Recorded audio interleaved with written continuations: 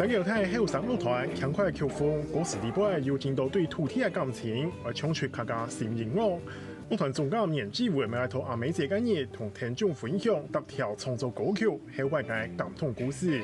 睇下介绍，比如讲，喺做乜嘅點乜嘅心情之下創作嘅歌嘅嗬，對一個觀眾朋友嚟講嗬，會有較深刻